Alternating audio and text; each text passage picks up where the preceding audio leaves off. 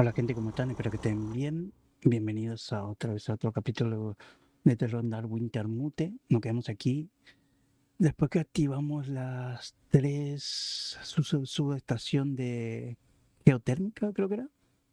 Y volvimos aquí. Estamos sin dormir, nos enfrentamos a un asqueroso puma. Estamos hechos miércoles, no sé para dónde hay que ir. Uy, qué sensibilidad tengo muy alta ahí. No puedo correr, no puedo hacer nada. Feeling so drained.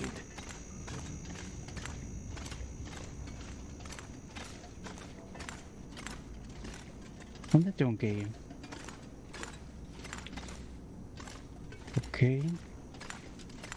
Por aquí no.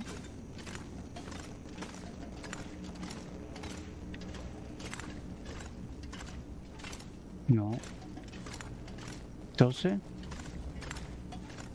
lo estoy volviendo todo atrás donde no es. No.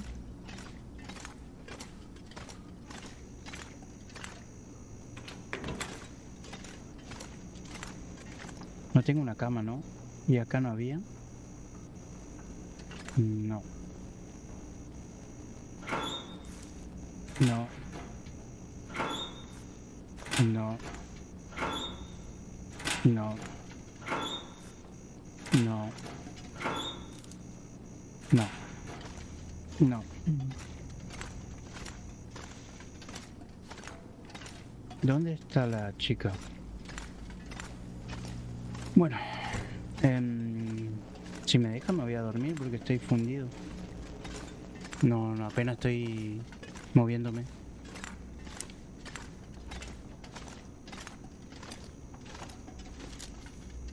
No puedo ni apuntar, ¿no? Ah, sí, apunta, pero no me puedo mover. Qué feo eso de colocar que cuando apunte no se pueda mover. O sea, mira, solo puedo mover el mouse.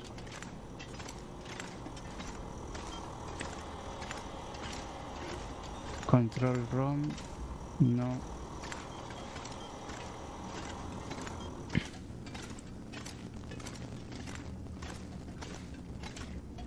¿Dónde fue la chica? ¿Era por aquí? Creo que sí. A ver. Ah.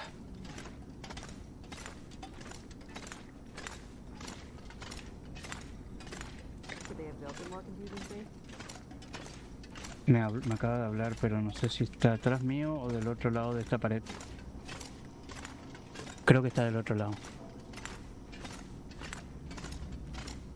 No. Bueno, pero creo que acá ese es el camino, a ver.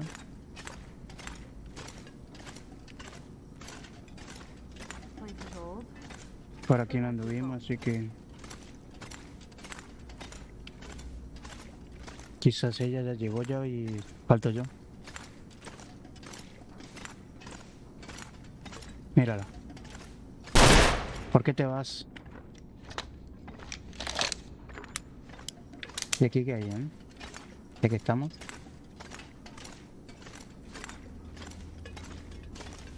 No puedo pasar. Perfecto.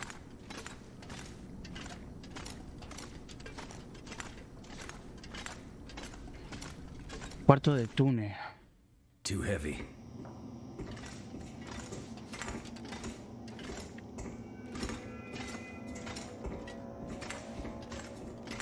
Feels like the whole facility is slowly waking up.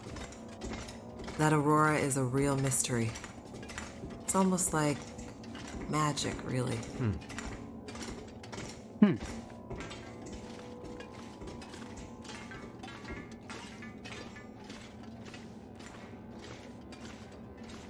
Imagine the logistics involved in building this facility. Staggering. Vamos a prender esto porque seguramente la gente no ve nada. Aunque yo sí veo clarito, pero es por el monitor. The people who built this had no idea how important it would be someday.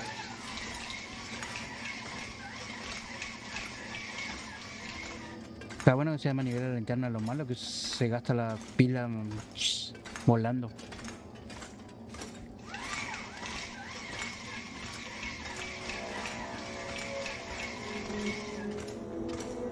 Wow.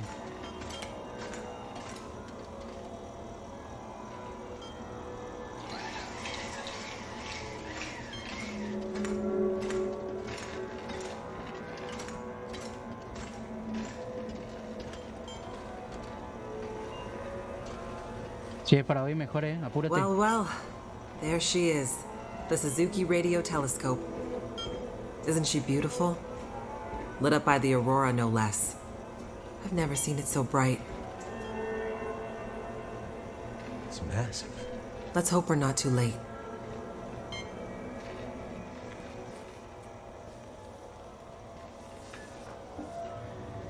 Okay, time to get this party started. There's a fair bit of interference. Keyboard is glitching a bit. Can't be helped, we're way past long shots at this point. Loading the program. Now. Are you in place? I'm seeing some spikes on the sensors at the peak. Shouldn't be long now. What do you need me to do? Okay, this is the tricky part. I'm gonna have to run the program and update the code in real time to modulate for the aberrant magnetic field and... Jace. So I'll be busy focusing on that. Meanwhile, once the telescope grabs a signal, we'll need to follow the source. The new data will help flush the buffers, and the data in the buffers will get pushed to Dr. Atwood's workstation for processing. It's an archaic system, but best I could do with 30-year-old technology. I'm still not clear on what you need me to do. You're a pilot, right? Yep. Know how to adjust your heading to follow a radar beacon? Yeah, I have a pretty good idea. Same principle. Grab the big metal wheels at the base of each leg of the telescope sensor assembly. You'll see a bunch of numbers around the edge. When my program outputs specific bearings, I'll shout them to you. And then you have to find a way to match those bearings as quickly as you can. Sounds easy enough. The timing has to be perfect. Got it. Like, exactly perfect. I hear you loud and clear. Did you say you got here after crashing your plane? Don't start. Get ready. I'm seeing some power spikes. Something big. It's happening.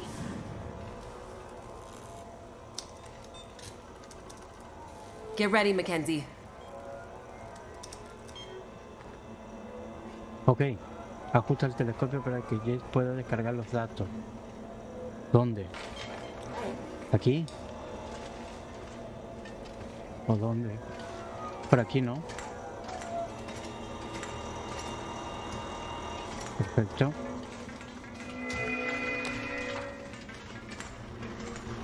What a mess. Look for the wheel, Mackenzie. Está todo con corriente, ojo.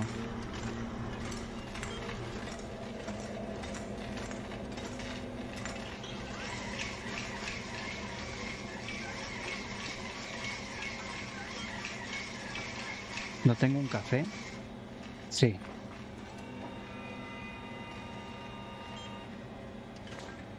Ok, ahora sí.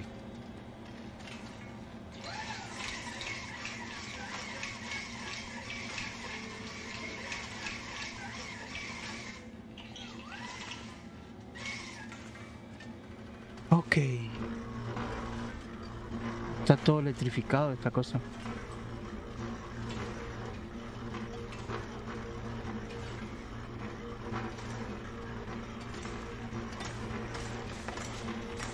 Aquí, ok. 141 grados.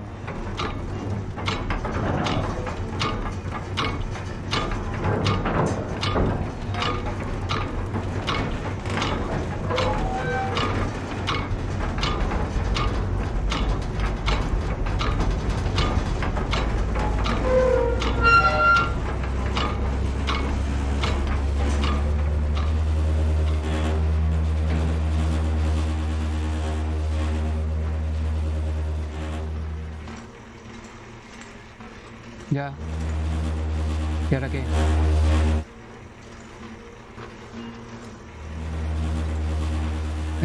Ya está. ¿Y ahora?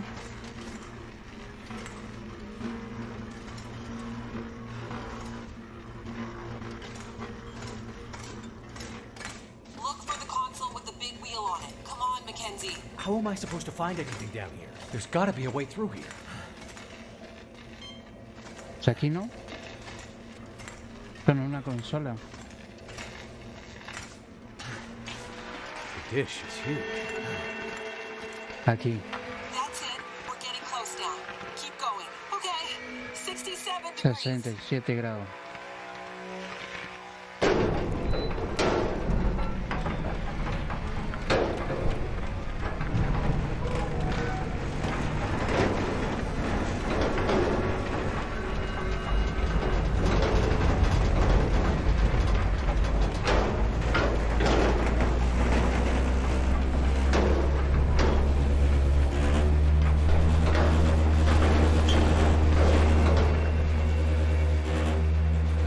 Jace? Everything okay over there? Don't worry. Keep going. Last bearing incoming. Come on. Sweet, sweet program. Don't let me down.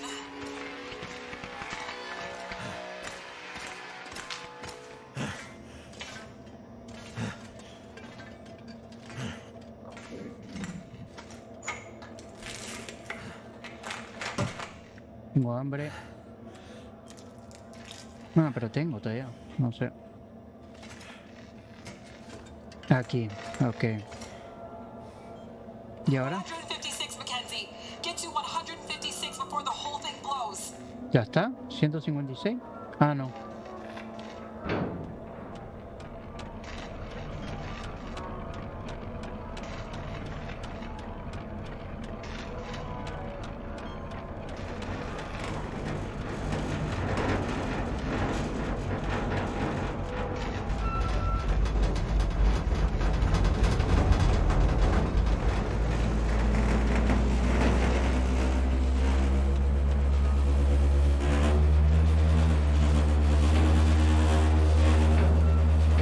Now, Mackenzie.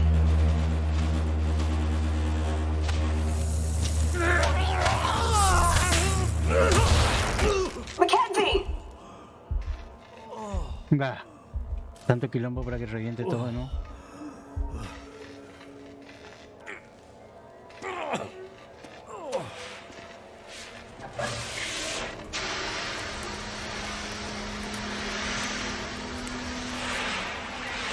The program? She did the most any program can hope to do. Her job. Now let's hope Dr. Atwood got what she needed. Because this gear is toast.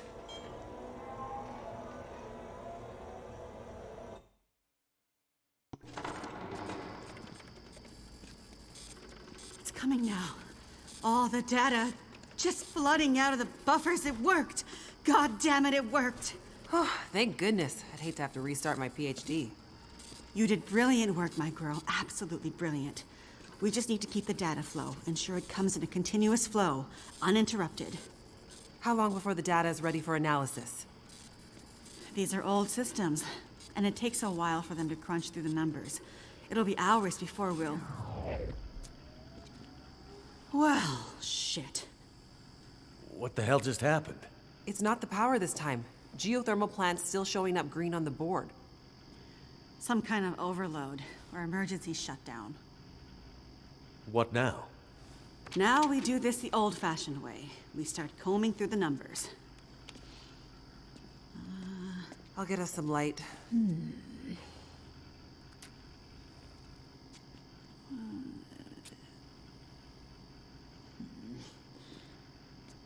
Do you see anything that would indicate the level of K-index we might expect to... Shush, girl. Let me read. Do you want me to grab a printout and I... Could it be a G10? Is there something I can do to... Aha! Here it is. Here it is. There it is. What do you see? It can't be. That silly old British bastard was right. He just never knew how right he was. Why did it have to happen in our time? British bastard? Please explain. For you to fully understand would take more time than we have. I'd have to go back more than 150 years. I like a good story. I think we deserve some answers. Very well. In 1865, a British scientist and naval officer was tasked with supporting the research of a scientific team, seeking to create a kind of communication that could travel over the air. The Admiralty felt that dependence on the telegraph was holding them back. This Navy man was inspired by stories he'd heard about the Carrington event 6 years prior. At the time, the largest geomagnetic event ever recorded. He had heard that the abundance of static electricity in the air had powered telegraph lines, even after the operators had unplugged them. Fires broke out due to this geomagnetically induced current. It got him thinking. This scientist's research led him all over the world, and he began to piece together a picture of the Earth's geomagnetic profile, and something about the operation of the sun and its effects on the Earth's magnetic field. Remember, this was 150 years ago, and well before they had the equipment to prove any of this. But a theory began to take shape in his mind that suggested the sun went through cycles of geomagnetic activity, waxing and waning, but sometimes spiking inexplicably in dramatic ways. The historical record held evidence of many of these events, but in pre-industrial times, the impacts were more subtle. Even in the mid-1800s, there wasn't enough power infrastructure to really feel the impact of these spikes, so it wasn't of grave concern. But the growing dependence on telegraphy suggested this shouldn't be ignored. And this scientist predicted that if the level of electrification continued to grow exponentially, as was predicted, this would create a serious vulnerability that could be exploited by their enemies at great cost to industry and society at large. He was given a secret commission from the Royal Geographical Society to prove his theories and to come up with a strategy that would ensure the British were in the strongest position to exploit any such geomagnetic disaster. After another decade of research, this scientist began to suspect that this geomagnetic current that existed all around them could impact many other things, and more deeply.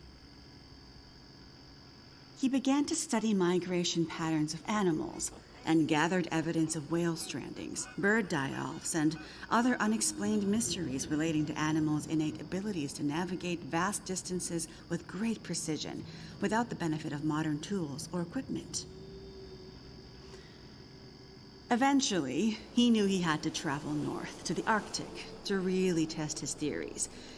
And in December of 1865, he took a ship and a crew of Navy scientists and mariners in a specially commissioned research vessel, a modified bomb mortar ship, fashioned after the Terror and Erebus from the ill-fated Franklin expedition. His ship was named the HMS In Tenebris, and he took it and a crew far above the Arctic Circle, along with an array of unique recording equipments he had crafted himself, with the hope of collecting data to support his theories. This scientist and Navy man was Captain Edmund Wintermute. The word in Mackenzie's secret message. It was a person's name. Wintermute's mission was to collect data near the Arctic Circle, and he and his crew were also tasked with the goal of resupplying a small Navy research outpost that had been set up as part of Wintermute's program the year before.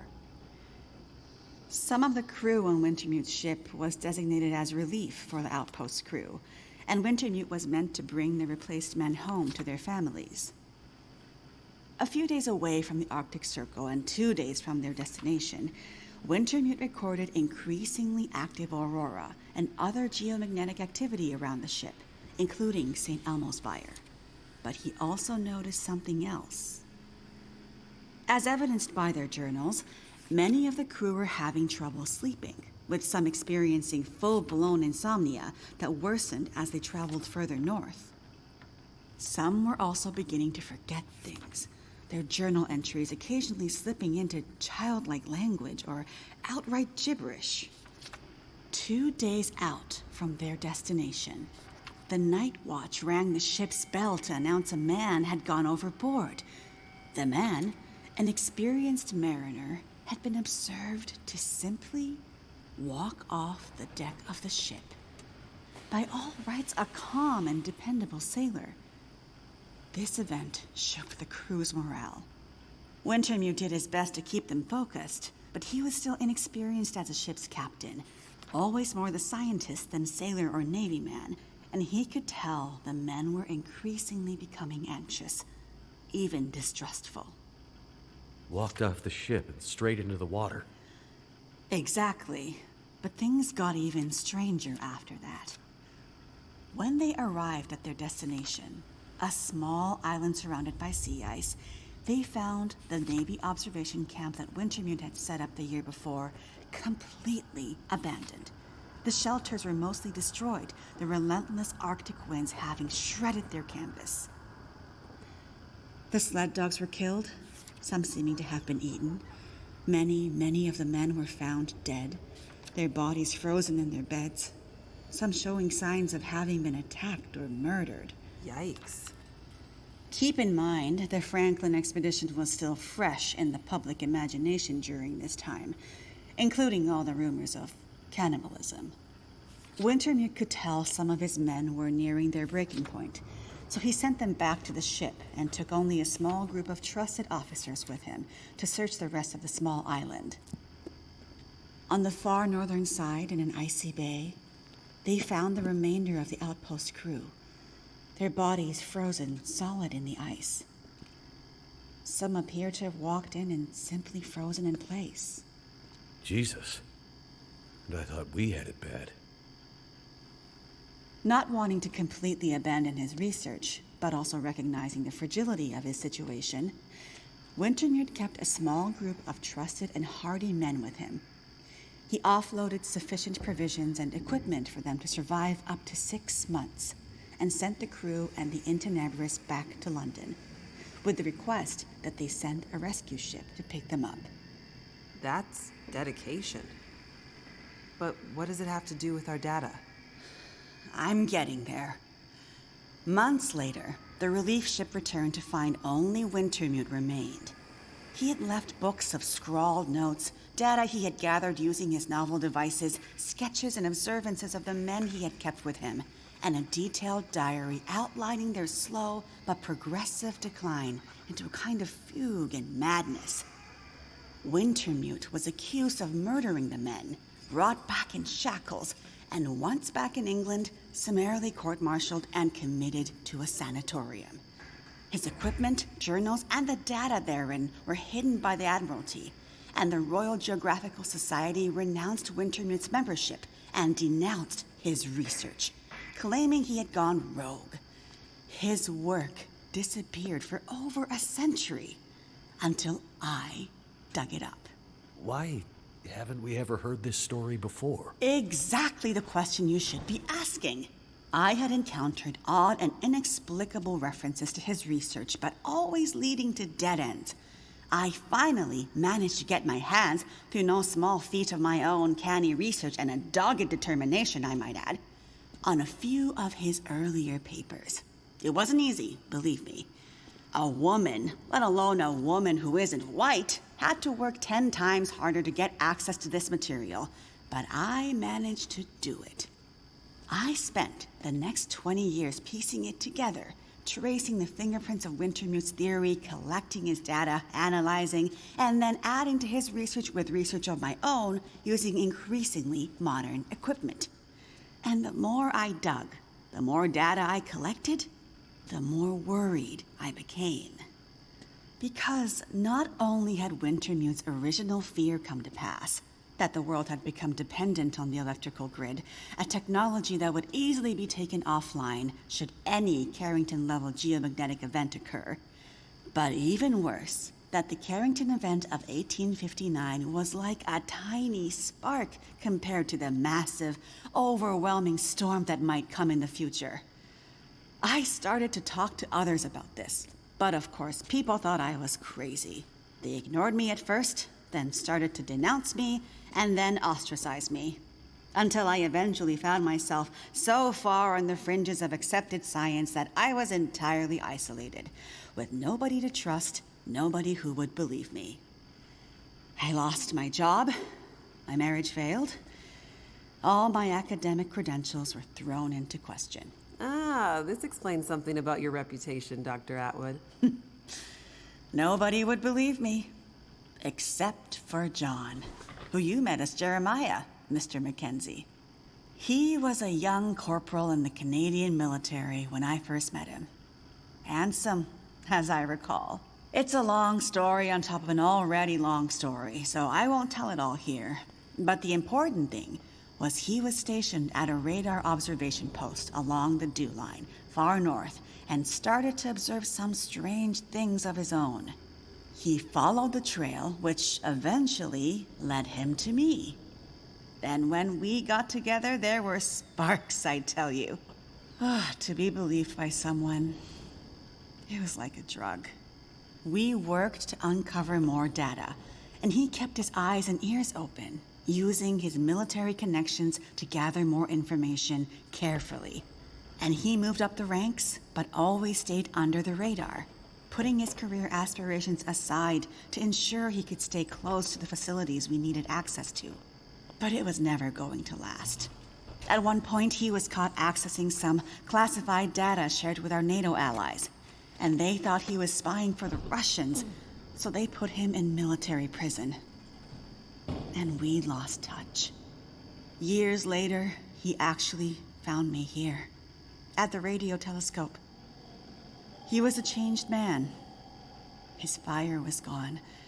They'd somehow broken him. He said he still believed, but he couldn't be part of this journey. And that's the last time I saw him. That was more than 20 years ago. I can't believe he's still alive. And on Great Bear, no less. You can't possibly believe that's some kind of coincidence. Jeremiah being here? What are you suggesting? Isn't it obvious? He stayed here for you, to be close to you, to keep watch. He's been here ever since, close by, in case you might need him. And as soon as he saw the aurora and what it could do, he knew. He saw the signs. When I met him, he was nearly killed by a bear. And when I left him, he was still not much more than half alive. Otherwise, I'm sure he would have come here himself. But he sent me to warn you. He made me promise. And he knew by then what that promise would mean. He sent you in his place. And it's a good thing he did, because now we have the final piece. This is the answer we've been looking for all these years. Do we finally have it? I think we do, dear. I'm not following. All my research here, and Jace's since she joined me, has been to try to anticipate, to get ahead. Ahead of what? The next big Carrington-level event. The thing Wintermute spent his life also searching for. And others, lesser scientists, industrialists, crackpots, even here on Great Bear. The island's unique geologic strata and northern latitude created a perfect test bed for geomagnetic research. Even a few decades ago, a German industrialist named Rudiger. But that's not important. Dr. Atwood, do we know the terminus? We do, my dear. And when is it coming? Do we have time to prepare? No, dear. It's already too late. It's already started. What does that mean? It means we're in a new geomagnetic normal. What you've seen so far is really just the beginning. Things will get much worse from here on out. But how long will it last? Carrington was over in a few days, weeks at most. Oh, this is much bigger than Carrington. How long, Doctor? I hesitate to say. With the data I have, I can only offer a vague range. 40 to 400. Hours? Days? Years. Wintermute tried to warn us 150 years ago, but nobody listened. And now we're at the very beginning of a geomagnetic storm, a disaster of such proportion we've not seen its like in recorded history. The power grid is down. Everything humanity has built over the last 100 years or more, based on technology, electronics, everything based on the integrated circuit, electricity, it's gone. It's all gone. Nature is changing, and soon we'll begin to see the impact on people. We won't emerge unscathed. And this period of darkness will last from 40 to 400 years. A new dark age. The long dark. And what humanity will exist on the other side of it, I cannot even begin to guess. Then I need to warn her. I need to get to Perseverance Mills. You're talking about your ex-wife, the doctor? Astrid will be there. And she needs what's in this hard case. What's in the case, and what kind of doctor? She's a researcher. Insomnia, memory loss, fugue states. I think she stole some experimental meds. She's trying to help a friend. A child that's suffering from some mysterious illness. I'm not sure. Go to her. Regardless of what's in the case, you can bring her here. Her and anyone else you care about. We have to think about the survival of the species now. But what can we possibly do here? Oh, Jace, my silly girl. Have you forgotten what this facility is built on? I just know it's some government thing. Before it was repurposed for use with the radio telescope, this was an observation post for monitoring satellite communications. Mostly American, Russian, some Chinese, Cold War stuff. But why here? Who would think we'd be spying from here? Exactly. A few floors below us are the magnetically shielded dorms and storerooms designed for the folks who used to live and work here back in the Cold War. The whole place is basically a big bunker. Right. And the team that built the geothermal plant left various supplies behind. Exactly. There's probably enough dry rations and assorted supplies there to feed dozens of people for a couple of years. Survival of the species, huh? I'm afraid so. Then I better get to it. Al fin un año. Reactiva la planta geotérmica y haz funcionar el telescopio. Un logro. ¿Qué dice? Ajusta el telescopio. Ajá. No, ya ajustamos el telescopio. Quiero dormir, estoy cansado. No hay por acá. Might have to drop some gear. Necesito dormir, estoy muy cansado. Aquí. A ver si entiendo. Entonces la aurora que se ve es una tormenta geomagnética que afecta tanto a humanos como a animales. Lo descontrola, lo enloquece, hace que se maten, pierden la conciencia. Todo muy loco, ¿no? Necesito dormir. Por lo menos unas 10 horas.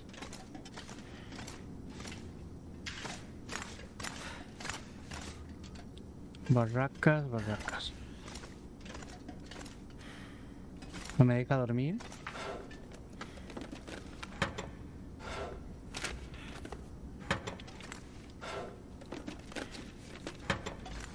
¿Que no puedo dormir?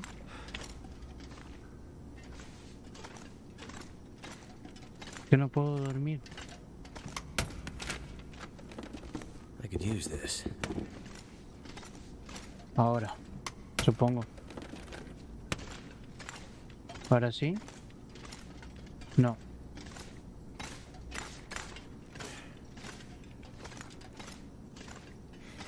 ¿Por qué no puedo dormir? ¿Qué es lo que tengo que hacer?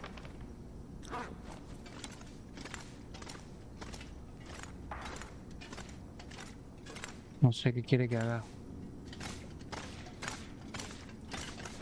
Quizás encuentre algo.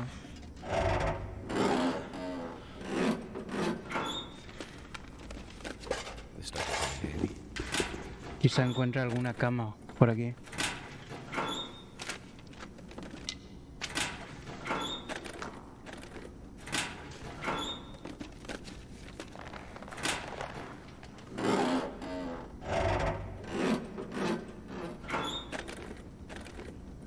I think I can use this.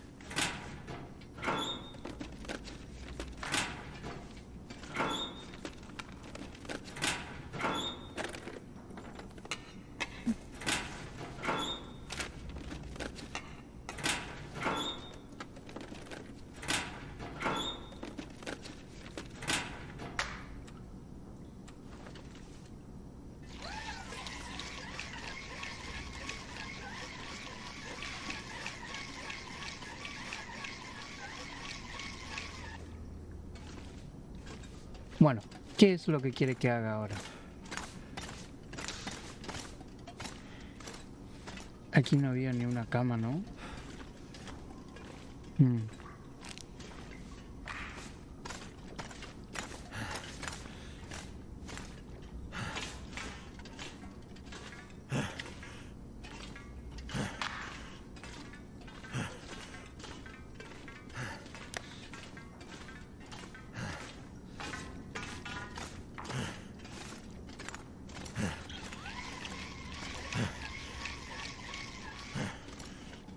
No sé qué quiere que haga. I'm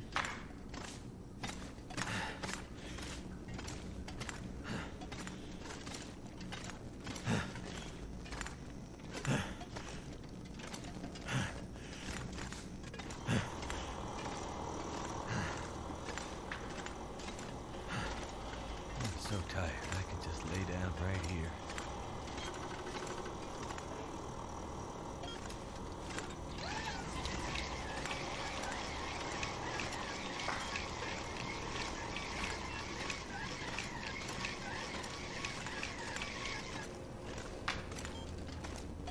Eso ya hice el ajustar el telescopio, así que...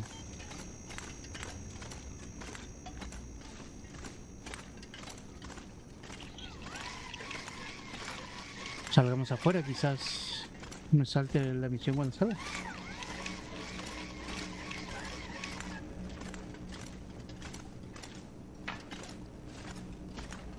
Que no puedo correr de nuevo. Pauso mientras, a ver qué pausa y seguimos cuando encuentre que tengo que hacer. Drop something.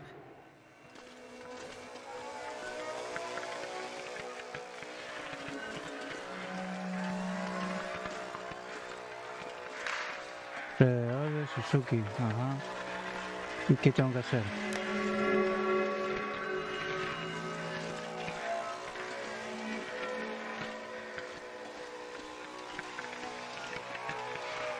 Segundo, pauso y leo algún mensaje y seguimos. Bueno, ahora sí me salió, tengo que ir para allá. El tema es que no me deja dormir, necesito dormir.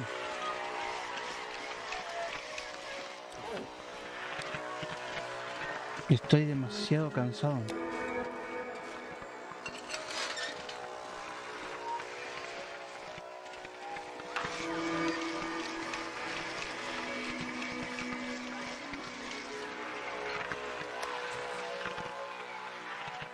¿Qué pasó? What?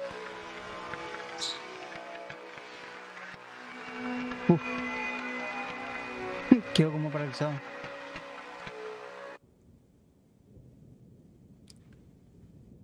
Volvemos otra vez con Astrid.